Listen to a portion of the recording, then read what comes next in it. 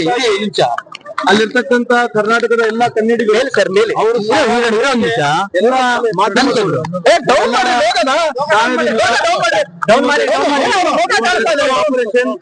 ನಾವು ಬಹುತೇಕ ಸುಮಾರು 95% ಸಕ್ಸಸ್ಫುಲ್ ಆಗಿದೆ ಅಂತ ಈ ಸಂದರ್ಭದಲ್ಲಿ ಕೇಳಿಕ್ಕೆ ಬಯಸ್ತೇನೆ. ಈಗ ನಮ್ಮ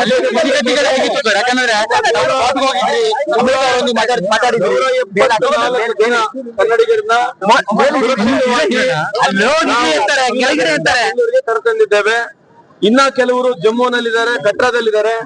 ಅವರಿಗೆ ನಾವು ಮಾರ್ಗದರ್ಶನವನ್ನು ಕೊಟ್ಟಿದ್ದೇವೆ. ಅಲ್ಲಿ ಲೋಕಲ್ ಅಧಿಕಾರಿಗಳ ಚರ್ಚೆ ಮಾಡಿ ಅಲ್ಲಿ ಏನು ಲೋಕಲ್ ಇನ್ಸ್ಟ್ರಕ್ಷನ್ಸ್ ಇರ್ತದೆ ಸೇಫ್ಟಿಯನ್ನ ಗಮನಕ್ಕೆ ತಗೊಂಡು ಅವರಲ್ಲಿಂದ ಅವ್ರ ಪ್ಲಾನ್ ಗಳನ್ನ ಮಾಡ್ಕೊಳ್ಳಿ ಅಂತ ಹೇಳಿದೀವಿ.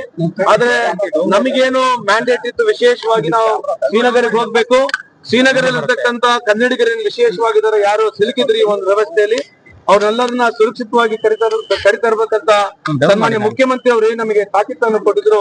ಆ ಕೆಲಸವನ್ನು ನಾನು ಮಾಡಿದ್ದೀನಿ. ಈ ಸಂದರ್ಭ ಕೇಳಲಿಕ್ಕೆ ಬಯಸ್ತೇನೆ. ಅಮಿತ್ ಶಾ ಅವರನ್ನ ಭೇಟಿ ಮಾಡಿದ್ರಿ, ಯಾವ ರೀತಿ ಪರಿಸ್ಥಿತಿ ಇತ್ತು, ಸಿಚುವೇಶನ್ ಹೇಗಿತ್ತು ತಾವು ಹೋದಂತ ಸಂದರ್ಭದಲ್ಲಿ ಅಂತ? ಆ ಪರಿಸ್ಥಿತಿ ಹೇಳಕ್ ಆಗುದಿಲ್ಲ. ಅದು ಯಾವ್ದು ಮಾತನಾಗಿ ಹೇಳ್ತಕ್ಕಂತ ಪರಿಸ್ಥಿತಿನೇ ಅಲ್ಲ ಅದು. ಇದು ನನ್ನ ಜೀವನದಲ್ಲಿ ಈ ರೆಸ್ಕ್ಯೂ ಆಪರೇಷನ್ ನ ಕಥೆಯನ್ನು ನಾನಂತೂ ನೇರವಾಗಿ ನೋಡ್ಲಿದ್ರು ಕೂಡ ಕೇಳಿದ್ದೇನೆ. ಈ ಕಥೆನ ಕೆಲವಾರು ಜಾಗದಲ್ಲಿ ನಾನು ನೋಡಿದ್ದೇನೆ ಕೂಡ. ಇದು one of the most horrible ಇರ್ತಕ್ಕಂತ ಎಕ್ಸ್ಪೀರಿಯನ್ಸ್. ಜನರು ಯಾರು ಇದನ್ನ ಬಹಳ ಹತ್ತಿರ ನೋಡಿದ್ದಾರೆ.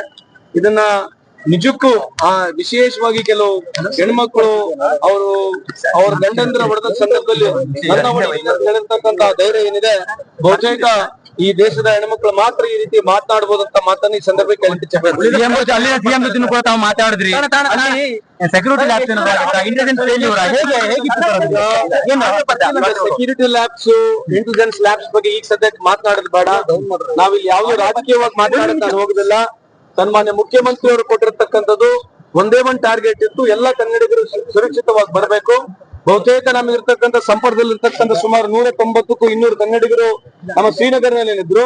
ನಮ್ಮ ಜೊತೆ 177 ಜನ ಬಂದಿದ್ದಾರೆ. ಇನ್ನು 13 ಜನ ಕೆಲವರು ಇವತ್ತು ಸಾಯಂಕಾಲ ಫ್ಲೈಟ್ ನಲ್ಲಿ ಬರ್ತಾ ಇದ್ದಾರೆ, ಕೆಲವರು ನಾಳೆ ಫ್ಲೈಟ್ಗೆ ಅವ್ರಿಗೆ ಬುಕ್ ಆಗಿದೆ. ಇದು ಅಲ್ಲಿ ಮುಗಿಸ್ತೇನೆ.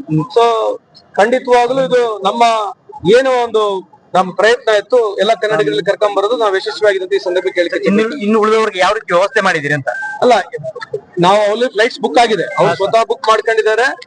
ಸೊ ಬಹುತೇಕ ನಮ್ಗೆ ಯಾರು ಸಂಪರ್ಕದಲ್ಲಿದ್ರು ಅವರೆಲ್ಲರೂ 100% ಇಲ್ಲಿ ಬರ್ತಾರೆ. ಬೇರೆ ಯಾರು ಇಲ್ಲ ಸರ್. ಪಾಕಿಸ್ತಾನವ್ರಿಗೆ ಈ ಮೂಲಕ ಏನ್ ಹೇಳಕ್ ಇಷ್ಟಪಡ್ತಾರೆ? ಪಾಕಿಸ್ತಾನ ಅವರಿಗೆ ನಾವು ಇಡೀ ಭಾರತ ದೇಶ ಯಾವ ರೀತಿ ಉತ್ತರ ಕೊಡ್ಬೇಕಂತ ಹೇಳಿ ಕೇಂದ್ರ ಸರ್ಕಾರ ಆಗಿರ್ಲಿ, ಇಡೀ ರಾಜ್ಯದ ಇಡೀ ದೇಶದ ಜನರು ಯಾವ ನಿಟ್ಟಿನಲ್ಲಿ ಯೋಚನೆ ಮಾಡ್ತಿದ್ರೆ ಅಂತ ಇಡೀ ದೇಶಕ್ಕೆ ಗೊತ್ತಾಗಿದೆ.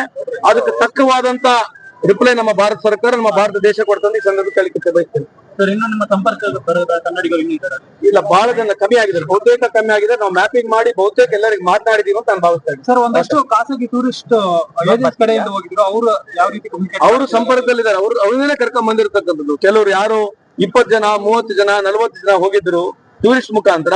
ಅವ್ರನ್ನ ಕುಂದಿರಿಸ್ಕೊಂಡು ಅವ್ರನ್ನ ಮಾತನಾಡಿಸಿ ನಾವೇ ವೈಯಕ್ತಿಕವಾಗಿ ಪ್ರತಿ ಹೋಟೆಲ್ ಹೋಗಿ ನಾವು ಕರ್ಕೊಂಡ್ ಬಂದಿರ್ತಕ್ಕಂಥ.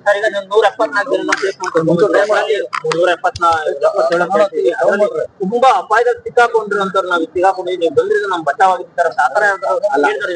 ಆತರ ಎಕ್ಸ್ಪೀರಿಯನ್ಸ್ ಇಲ್ಲ, ಅವ್ರನ್ನ ನೀವು ಕೇಳ್ಬೇಕಾದ್ ನಾವ್ ಹೇಳಕ್ ಹೋಗ್ಬಾರ್ದು. ಹಂಚ್ಕೊಂಡ್ರ ಅಂತ ಆತರ ಎಮೋಷನಲ್ ಆಗಿ ಹಂಚ್ಕೊಂಡಿರ್ತಕ್ಕಂಥ ನಾವ್ ಹೇಳಿದ್ರೆ ಸರಿ ಆಗಲ್ಲ, ನೀವು ಅವ್ರನ್ನೇ ಕೇಳ್ಬೇಕು.